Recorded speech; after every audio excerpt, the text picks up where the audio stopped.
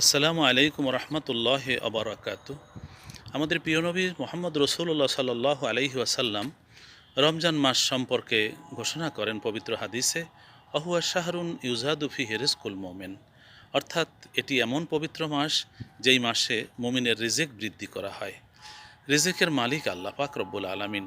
রহমতের মাস, মাগফিরাতের মাস, নাজাতের মাস রমজান। বান্দারা রোজা রাখবে, আল্লাহ পাক রব্বুল আলামিন সদয় হয়ে সৃষ্টির রিজিক বাড়িয়ে দেন। তার হাতে সমস্ত রিজিক। আল্লাহ পাক রব্বুল আলামিন বলেছেন যে রিজিকের দায়িত্ব আমার। বিসমিল্লাহির রহমানির রহিম।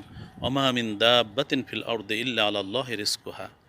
আমরা দুনিয়াতে রিজিকের জন্য খুব পেরেশান হয়ে যাই। অনেক সময় অনেকে হারাম পর্যন্ত সে ব্যবস্থা করে, হারাম গ্রহণ করে, হারাম অর্জন করে। কিন্তু আল্লাহ রাব্বুল আলামিন বলছেন, রিজিক তো আমিই দেওয়ার দায়িত্ব নিয়েছি, আর তোমরা সবসময় হারাম পরিত্যাগ করো। কুলু মিনাত তয়্যিবাতি ওয়ামালু সলিহা, তোমরা হালাল খাও এবং ভালো কাজ করো।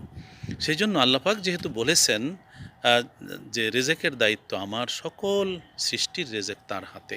আল্লাহ রসুল বললেন যে মুমিনের রিজিক বৃদ্ধি করে দেওয়া হয়। অতএব আমাদের উচিত আল্লাহ পাক রব্বুল আলামিনের উপরে আস্থা এবং দৃঢ় বিশ্বাস রেখে আমরা যেন হারাম পথে রিজিক কামাই থেকে বিরত হই। সুদ, ঘুষ, বিশেষ করে রমজানুল মোবারকের সময় দেখা যায় যে সব কিছুর দাম ঊর্ধ্বগতি, গুদামজাত করে দাম বাড়িয়ে মানুষকে কষ্ট দেওয়া হয়। অথচ এটি করা মোটেই ঠিক নয়, কারণ এই মোবারক সময়ে সেবা করার একটা মোক্ষম সুযোগ। সেজন্য ব্যবসায়ী যারা, তারা বেশি সওয়াব অর্জন করতে পারেন এই মোবারক সময় সেবার মাধ্যমে। যেহেতু মুমিন বান্দারা রোজা রাখে, তাদের কাছে এই পণ্যসমূহ যদি পৌঁছাইয়ে দেওয়া যায়, এখানে যদি কোনো ওজনে কম না করা হয়, এখানে দাম বৃদ্ধি করে যদি তাদেরকে কষ্ট দেওয়া না হয়, তাহলে এটি হয় সওয়াবের কাজ।